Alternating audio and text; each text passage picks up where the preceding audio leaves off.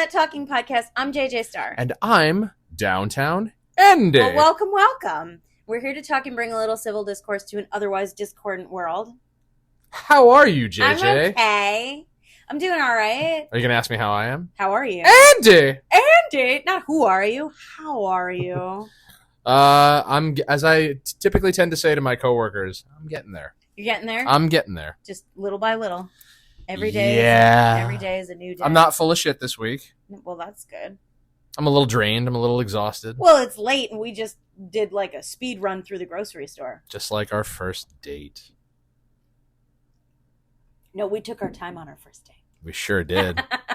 I'm just saying our first date, included the grocery store. It did include the grocery store. And you in a skeleton costume riding my true. cart. That's true. And that's not a euphemism. I believe, was I wearing this hat? No, I wasn't wearing a hat that night. No. No. Because I could see your pigtails. But I did have my eyes. I have one pigtail. So I'm Where's the rest of you? I'm on the go. I'm on the upswing. But yeah, before we get into it, let's get into the rules. We do have 3 rules, right? Those damn rules. Well, they're good rules. Important rules. For the sake of civility. Rules for life. Rules really. for your everyday life. I think so. Wait, does that mean we get to start calling you Lori Beth Denberg? No, please don't. Please don't. No. It's okay. If we do, you can start calling me Pierre Escargot. Rules. Ruels. And they are no judgment, nothing personal, and don't be a dick. Right? I want to talk about something. Isn't that my line? You want to talk about something? No, it's what do you want to talk about? I want to talk about something. We are off our game today. Well, it's late.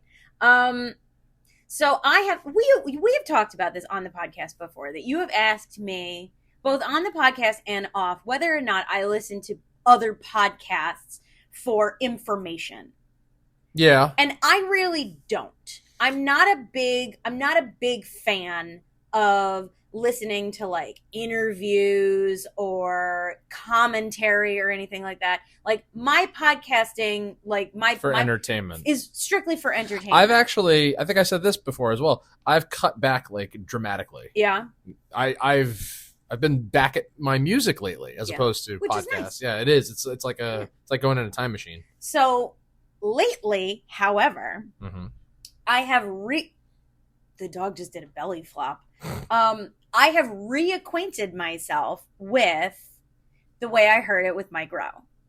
Which, yeah, and I did introduce it to you on the slide. I'm still trying to remember where I know Mike Rowe from. He was the host of Dirty Jobs. I didn't watch it. Okay, well then I wouldn't know what you know him from. It sounds. He's the voice in a lot of built Ford Tough commercials. I'm sure I'll figure it out at some point. Shark Week also. I don't know. I don't know where you my brain is, with everything that's happened in the last couple of weeks, my brain's been scattered. Well, I have reacquainted myself with this fine gentleman's podcast, and it is an interview podcast, and it is similar to this. It's just a conversation between two people. Between two people is really what it is. But recently, I've looked at some more recent episodes and everything, because again, took a long break from it. I don't know why, because everybody needs a break every once in a while. So I took a break from it. I came back to Relaxed, it, and refreshed. I was listening to an episode where he was having a conversation with Gene Simmons. Mm-hmm. And I shared this with you, but I don't think you had a chance to peek at it. It is, hi, baby. Oh, hey there, baby. She's here for it. She's here to make sure we don't fuck up.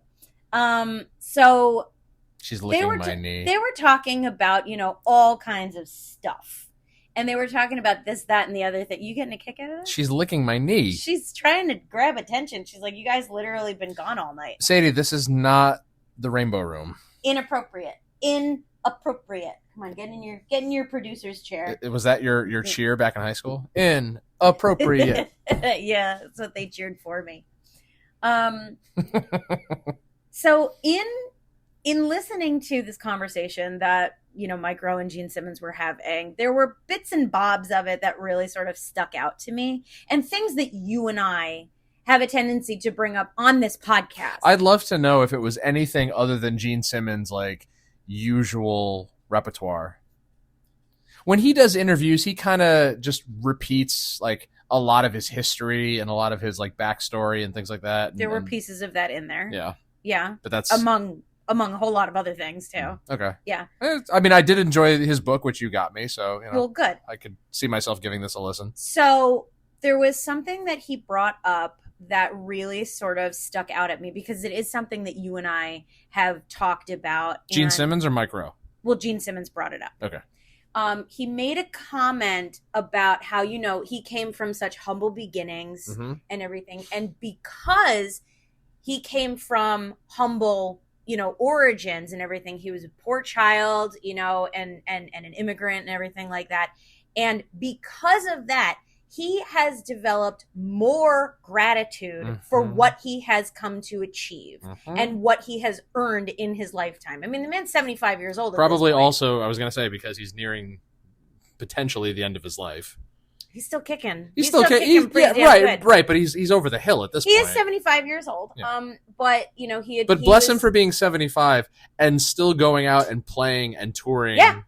And that's just it, is he was talking about, and it was really just sort of like a grazing over it kind of passing comment that to come from nothing would actually increase your gratitude and cause you to be a better person. That money is not the root of all evil, that poverty is actually the root of all evil.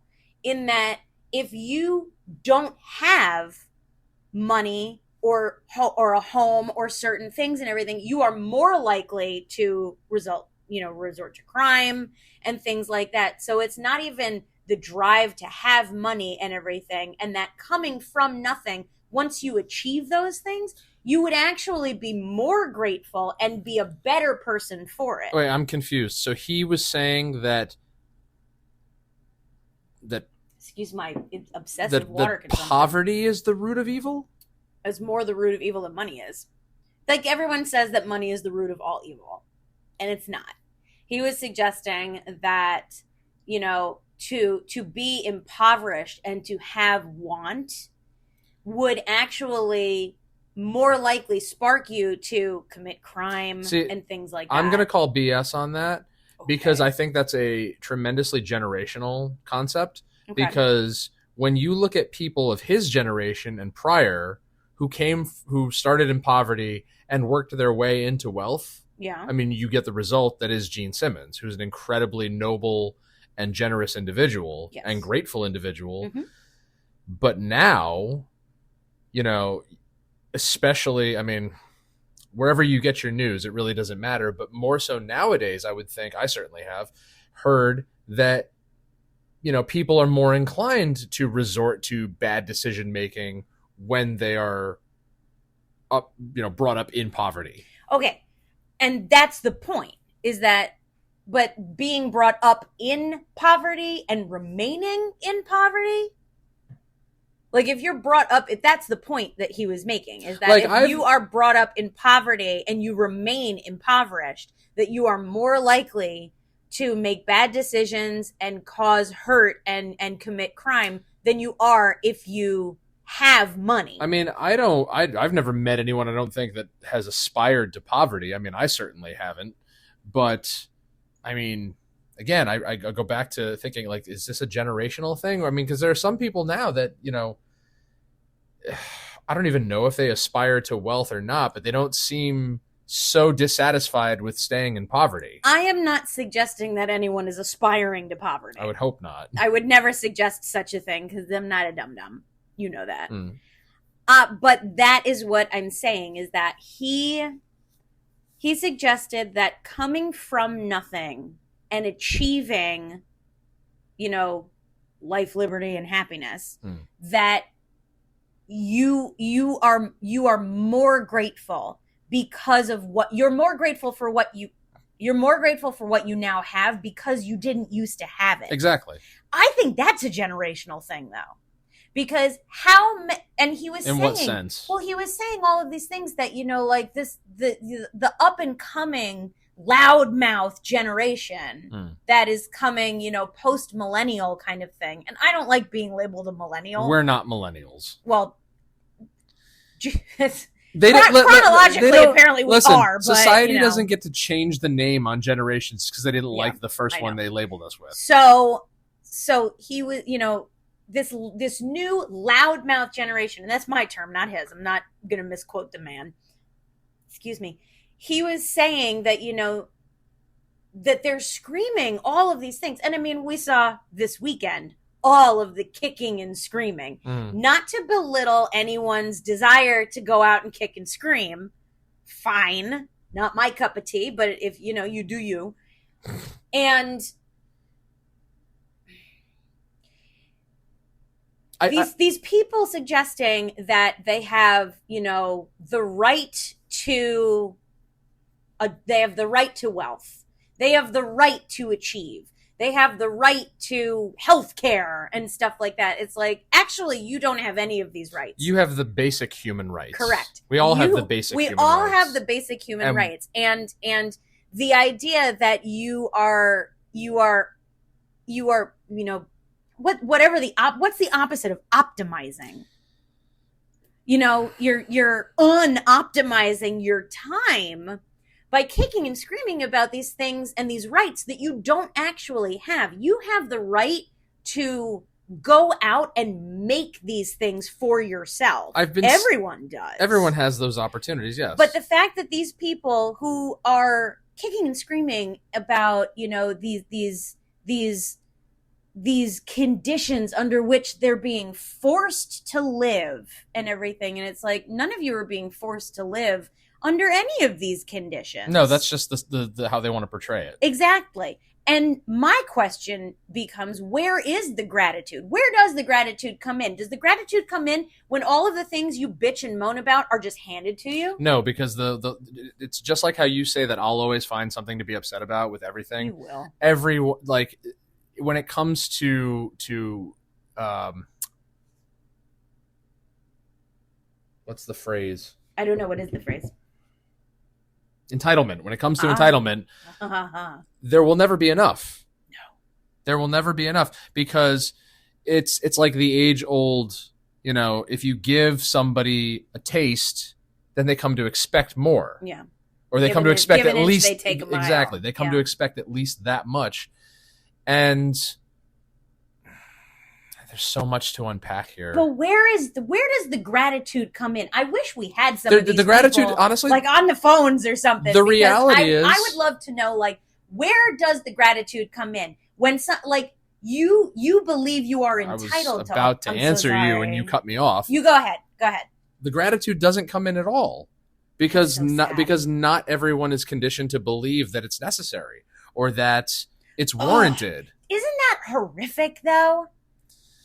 I'm seriously, what kind? Again, I wish we had some of these people in the wings waiting to explain themselves. I don't understand how you can not be grateful to feel accomplished in if you set out to make a statement and you made it, and let's say you didn't get the recognition you wanted, so you're ungrateful for that. You're ungrateful for having had the ability to do exactly what you set out to do. There have been memes going around for, I don't even know how long, but I've been noticing them more recently, where it's the differences between the generations and they're listed as such. This generation had the money. This generation got the money. This generation is wondering, where is the money? This generation is not going to ever see any of the money. I'm paraphrasing it because I don't remember exactly how it was. But it's, like we have a song in the band that talks about wealth that will never trickle down. That's like one of the lines in socialism. And I mean, I don't know that I was necessarily ever promised wealth. I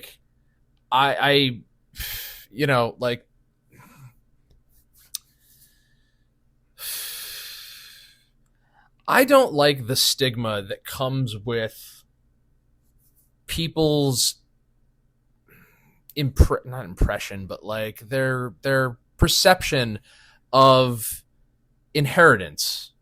Okay. For example, my father just died. Yeah. Now, he had assets that are going to be dispersed amongst the family. Mm-hmm. the I know people personally who just the thought of that makes them scoff. I know, it's weird. It's just like, what's it supposed to do? Just sit there? Like, my parents worked very hard Yeah. to provide a good life for our family. And, what was theirs is now going to become ours. Yes. And personally, I would much rather have my parents. Sure. But whatever they left behind, I am incredibly grateful for, and is going to support us, the kids, my brothers and their families. And, that's a very powerful gift that they left behind. Yes. But there are people in the world who are not necessarily as fortunate to have anything to be left to them. And in my experience, it's made them scoff at the idea.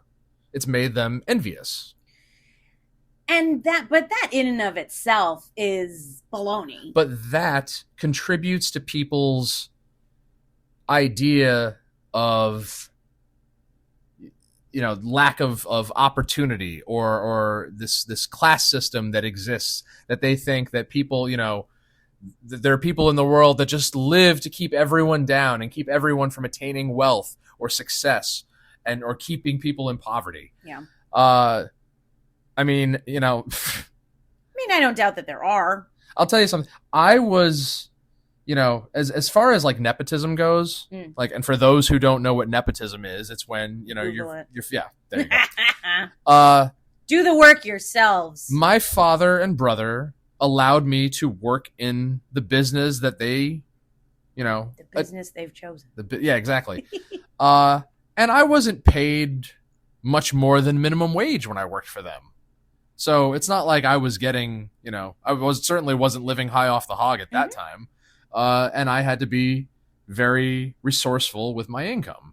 I always have had to be that way. Yeah. But, you have people in the world that think, that would criticize me for even getting that. And where am I going with this? Where are you going with this? Are you... I'm trying to bring it home to the idea that I am grateful for all that I've received in this life. Okay. And all that has been done for me. And I've tried to reciprocate that. That's it. That's it right there. Listen, the truth is I haven't always been great at reciprocating it, but I have tried. That is the point, though, right? Isn't it? But let me take it a step further, because there are people that I personally know, not just the ones that would scoff at, what I had already said, but also ones who don't feel the same way, who don't feel that reciprocation is necessary, that don't feel like anyone's entitled to reciprocation, and certainly not as entitled as they are to whatever they feel the world isn't giving them. Now, this ties into, okay, now we did the podcast I listened to. Now let me tell you about the book I just finished reading, okay? You've finished so many books. So yesterday, I finished reading a book that I have literally had on my shelf for years. Tim Gunn wrote Gunn's Golden Rules in 2010, okay? This is how old this book is. That's 15 years ago. And it was essentially set out to be a book about common decency and etiquette. And it started talking about essentially the idea of be kind. And he said what I say constantly, that being kind to someone is literally one of the easiest things you can do. Mm-hmm. It is literally one of the easiest things you can do. Say thank you. When someone holds a door for you, say thank you. Don't presume that they're patronizing you. You know what I mean? Like, when you hear, the whole old adage about how if you hear hooves galloping, you don't think it's a zebra. You think it's a horse. Your brain doesn't go, oh, there's a zebra. The simplest solution is usually the correct one. And in that same vein, You don't have to presume that someone who has something that you don't, that may have achieved something that you've always wanted, is doing it to oppress you. And I feel like that is rampant right now, that everyone needs to feel oppressed. We need to perpetuate victimization in order to I don't know what's the achievement there? Because instead of being grateful for what you do have, you have to get pissed off at all of the things that other people have that you don't, although you could. But you have to convince yourself and others that you can't, that you never could. You know, something that I've wrestled with for a very long time is the idea of it, when it comes down to employment, like what really constitutes like not adequate employment, but like meaningful employment. Like out of all the jobs that I've had, yeah, and I've had a lot of them, it's not like your average person off the street couldn't be taught to do any of those things. Right. And in my experience, when I look at the kinds of jobs that I have never had, but, you know, may take an interest in, I'm fairly certain that if somebody were to sit down and teach me, I could pull it off fairly easily and fairly quickly. There are certain jobs that I think I could probably never do because no amount of education would, you know, put me in a comfortable enough position to do those jobs adequately. Those are left to the specialists. I think that it's not just skill, though. When it comes to, I want to call it fulfilling employment, because yes, anyone can adequately be charged with performing a task. But if you take customer service, for example, any form of customer service, you can be taught how to interact with the customers, how to properly engage, how to de-escalate situations, how to please and you know, and to provide a pleasant experience for customers, right? What you cannot teach, however, is someone to want to be a part of that situation. You can't, like, you can put me on a sales floor and be like, okay, we need you, here's the information about these products, we need you to sell them. Never in a million years could you get me to want to do that, though. I don't want to do that. That's why I enjoyed my last couple of jobs, because I wasn't involved in trying to convince people that they want something or convince people that I back a product and everything. I got to sit down and look at the numbers and enjoy the success of watching the business grow. I don't think that's something you can really teach. I honestly, based on the kind of people I've seen over the course of my life, it's you either have that charisma or you don't. Exactly. And if you have that power of persuasion, then you deserve to be in those positions. You can't just, you know, grant that to somebody just because they want it or they think it's owed to them. But that's just it, is you can grant that. I've watched it happen a lot over the last couple of years. You can grant anyone the opportunity to prove that they can do it, but you cannot instill in them a desire to be a part of it. Like, I tried to be a cop right out of college. Yeah. I couldn't get past the physical test. And honestly, if I had to go into the academy, I probably would have flunked out right away, because seeing what a lot of cops have to deal with in, like, you don't think about we see police out on the street, pulling people over, writing tickets, you know, flagging down construction zones and things like that. We see them doing the easy stuff. Yeah. We don't see cops when they have to go to crime scenes or when they have to actually take down, you know, somebody who's fleeing the scene. We don't have to see cops at death scenes when they go with the medical examiners to pick up bodies. Yeah. Like, you know, we don't see them doing the stuff that they don't want to talk about when they take that uniform off. Right. And I honestly don't think I'd have the stomach for it. I was geared up to be a teacher for a long, long time. I was gung ho about it. I created curricula and I was really excited about it. But upon entering into an institution, like a school, not like a loony bin or anything. The bureaucracy is what, you know, you see these people, teachers that you've had who, you know, you would say they were such a good teacher and everything. they are ground down under all the fucking bureaucracy. And it is a struggle to want to do that. And I commend them for sticking it out, because I sure as shit didn't. I was like, there is so much fucking red tape.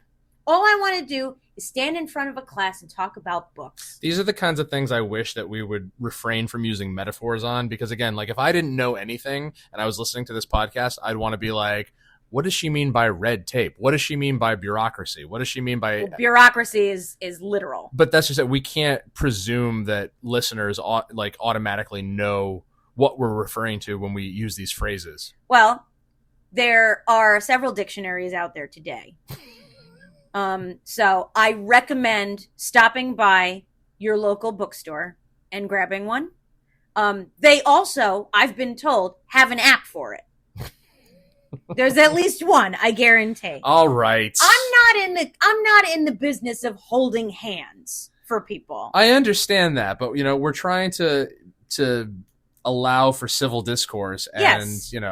And my civil discourse is maybe a little bit more pretentious than some people want it to be. See, that's because I have the Vanessa Huxtable vocabulary in me. Okay? Vanessa? I talk in big words most of the time. Right. And I understand those big words because I took the SATs and I studied the flashcards and all that stuff.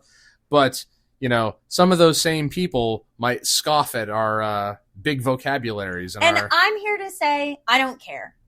All right? I'm sorry, not sorry. But the fact of the matter is that I am grateful to have the knowledge that I worked so hard to have. As am I. And I am not about to dumb myself down. I mean, I'm a silly goose most of the time, but the fact of the matter is I like using the knowledge that I have. As do I. What I don't appreciate is when somebody throws that in my face as if it's something to be ashamed of. Oh, I would never. I know you would never, but never. I know people who have and would. Defy and shame on those people. But see, that's just it.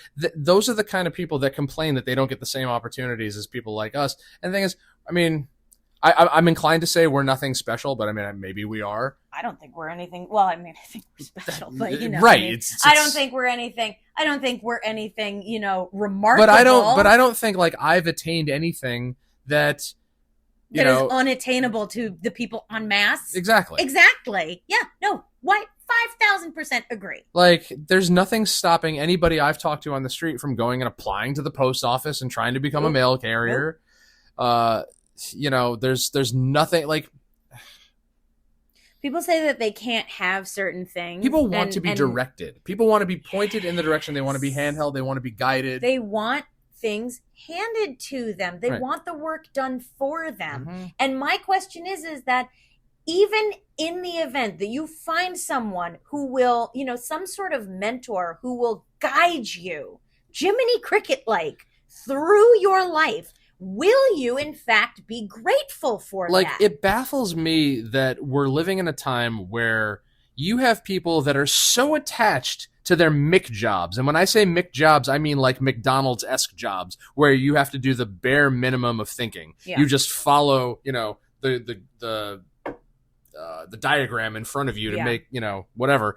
And the fact that, McDonald's employees now get $15 an hour and other jobs of that ilk get, whether it's minimum wage or whatever, they're getting upwards of $20 an hour. And it's just like, that's supposed to be the first job you have that you eventually graduate from into another more respectable, more responsible, better paying job. Well, that's just it, is that if a for lack of a better way of putting it, and again, not to poo-poo on the people who do these jobs, because I wouldn't do that, but if you are going to, if you can live, if you can subsist off of a no skills kind of job, then why bother developing skills? See, that's just it. If we make it so that you can thrive on a no skills job, then no one would ever aspire to anything more. And think of all of the the guidance positions that we would lose out on. You're talking teachers, counselors, therapists, doctors, and everything like that. I've known plenty of people who have gotten into fields and realized that it's not for them. I was one of them. And you it's not that you didn't want to do the work. It's not that you didn't want to, it's just you realize that the joy that you thought you would feel for performing those tasks isn't as great as you thought it would be. It's not as fulfilling as you thought it would be. But I personally am grateful to have had the opportunity to try and, for lack of a better way of looking at it, fail at it. I'm grateful for the failures that I've had, because what doesn't kill you does make you stronger in one way or another. And if you fail at something, then God damn it, learn from it. And be grateful for that failure. Don't look at it and be like, oh, well, I got the dust kicked out of me. You didn't. We are kind of standing on a soapbox here. Is this the soapbox episode? We've done a lot of soapbox episodes because we are the slowly aging generation that's trying to tell the next one, how to live their lives and how to stop complaining. No, I will not do that though. I will not. I don't tell you, my husband, I love you, love of my life. I don't tell you how to live your life, and I would never tell an up and coming generation how to live their life. But the same way that you used to try and, make suggestions to your dad about how to make his life easier, I would gladly offer my knowledge of a situation or a subject matter and everything in order to make a child's life maybe a little bit easier. I do that every single day with the kids that I work with, because they, all they care about is getting done as fast as they can and taking off. And I go, do you realize how much money you're giving up on right now? Do you realize that I went through this when I was in your shoes, and it took me it took me becoming what we call career status to realize that I missed out on so many opportunities, that I gave up so much money, and that people told me for years, they're like, stop doing what you're doing. Stop doing what you're doing. You're going to mess things up for everybody. And sure as shit, that's what happened. And I learned the hard way, and I'm trying to impart this same wisdom on these kids so they don't make my mistake, but some of them are just going to have to learn the hard way. But my question to you is, how many of them are grateful or thankful to you for the suggestion? I don't think any of them are, because when I try to tell them these things, I can tell they're looking right through me. And that's my problem. Because I have to ask them periodically, are you paying attention? Are you listening to me? I sound like my parents and every teacher I've ever had, and I feel kind of silly doing it, but it's like, it's coming from a good place. I don't want them making my mistakes. It's the same thing when I try to talk to the kids, the children, like the actual children. I don't want them repeating my mistakes, but as you've pointed out to me many times, they gotta. I can't save everybody. I personally think that everyone should make their own mistakes, even if they're the same mistakes that people before them have made. Listen, I tell Henry this all the time. Like, I'm still making mistakes. I'm still making mistakes that I'm learning from, even at 37 years old. I look at the kids. I look at the boys, right? And I look at them, not figuring things out for themselves. And that's tough. It concerns me, because I know you want to step in and show them how to do it, which to a degree I think is fantastic. But there comes a point at which it's like, okay, stop. I was eager to figure things out for myself to a fault, because sometimes that would get me in trouble, being too eager, being too ready to prove myself, because I always we've talked about this a million times, how invalidated I've felt throughout my life. But I to this day still always feel like I need to prove myself. And I'm seeing in the kids, and I'm seeing in coworkers, and I'm seeing other people who just don't care about those sorts of things. They genuinely don't care about other people's perceptions of them. And what's important to us is not important to them, just like how what's important to other people is not important to us. How many times, we did that episode a couple of weeks ago about what's his name who had been here, and we got in that fight, and what's his name? I don't want to. Anyway, and how he insisted that I aspire to how he lives. Always. And what he is, and it's just, and I had to tell him something. Now, you pointed out in that episode that when he would call and I would tell him about things going on in my life that were important to me, he would just go, Now, when he would tell me to aspire to the things he had, I didn't give him that same sort of response. Yeah. But I tried to explain to him in depth. It's like, no, I'm okay with my life. I'm okay with what I've accomplished and where I'm at. I didn't dismiss him. Right. I listened to everything he had to say because that's what a friend does. Yes. That's what a grateful person. I was grateful for a long time for his friendship until I realized that he wasn't being a friend. Yeah. He wasn't offering me anything that was going to enrich my life. Mm-hmm. So, and then that was another powerful lesson that I've developed through being around you. It's when to let go. That was another aspect of what Gene Simmons and Mike Rowe were talking about, actually. And it was the philanthropy that Gene Simmons actually does in Africa with children, where he provides meals for all of these kids as much as they can, as much as they can handle and take home with them.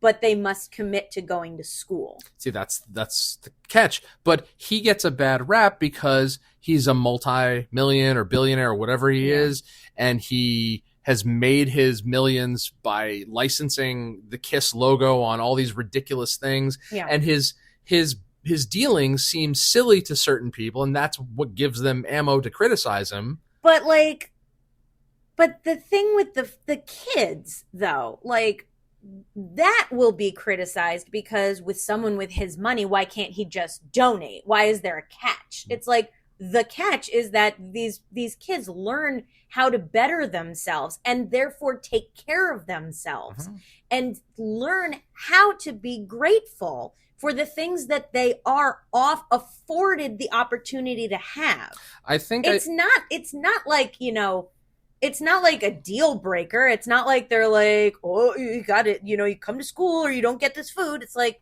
I think I mentioned this on an earlier podcast. When we had the store, we had a customer, guy had his own business. He started from the ground up, could buy himself anything he wanted at any point. And we would have cigarettes together. And he'd say to me, when are you going to stop living off mommy and daddy's money?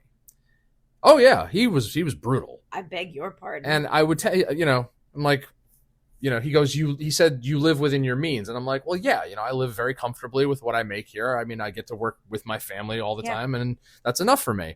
But he persisted. When are you going to stop living off mommy and daddy's money? And it's just like, it's not really mommy and daddy's money. You're working for I'm working for the business. Yeah. Like my paycheck comes out of the sales that we make in the business. They're not coming out of my parents' pocket. Yeah. And I'm not, I was making, I think when I started, I was making $9 an hour and that was in 2009. Pretty good.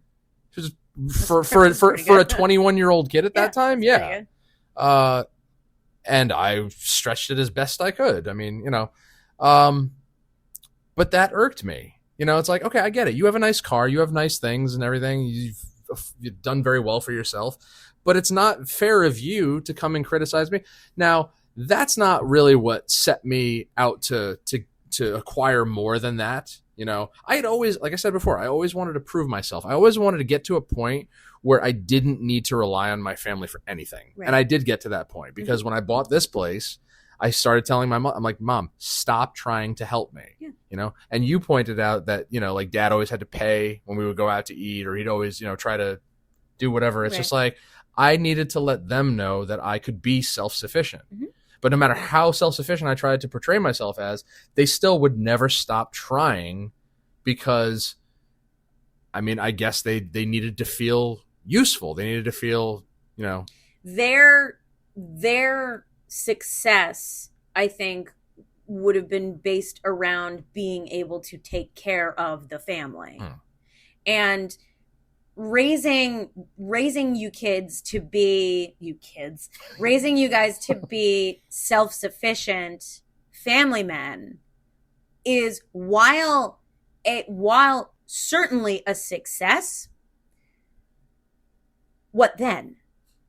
You know, like, okay, we want our kids to be, you know, mature, responsible adults who can take care of themselves and their families. Now we've reached that. Now what? And I think that's just it, is that it wasn't enough because their prime objective was to ensure that they could take care of this family.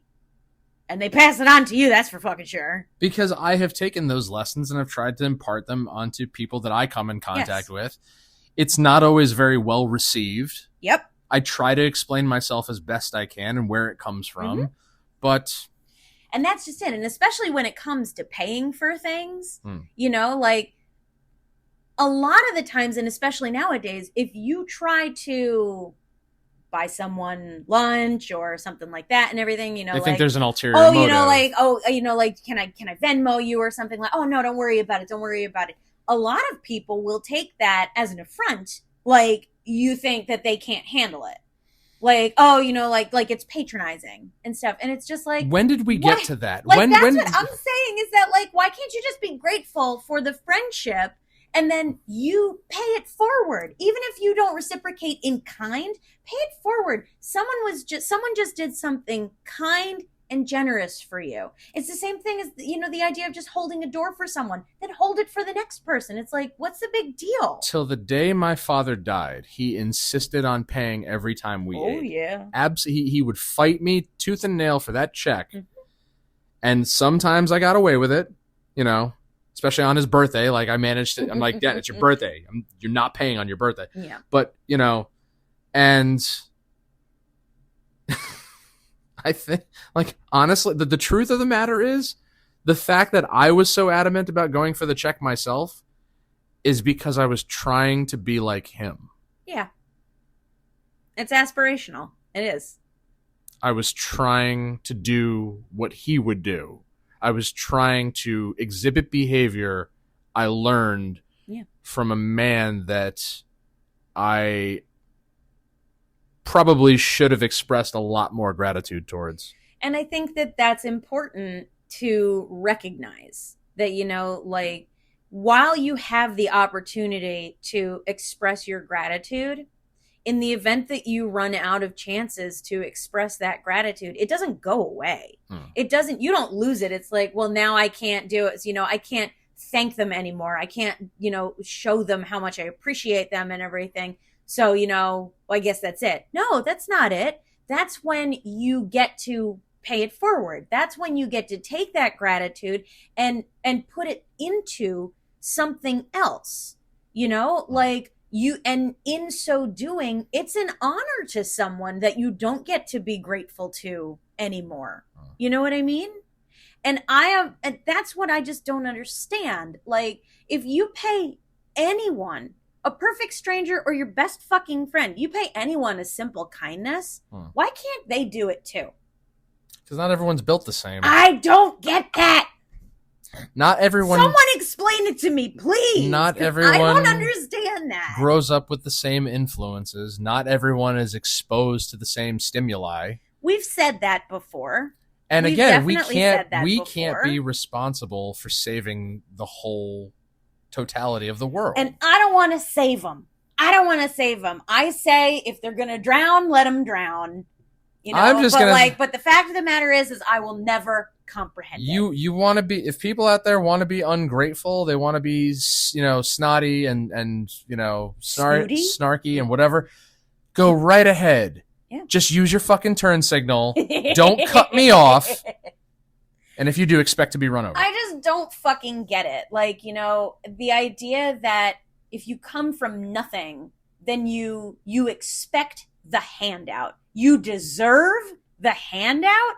No. You work hard, and no matter if you achieve ultimate success or just the ability to get by day to day, you're grateful for that. Listen, like, I just don't get it. And honest to God, people, please pass it on, because kindness is literally the cheapest thing you can give somebody. Listen, I can, you know, with firsthand experience say that. Oh my God, I've gone deaf. I can with firsthand experience say that money does not buy happiness. No. I remember my mother telling me that when her father died, that's when she started shopping at QVC.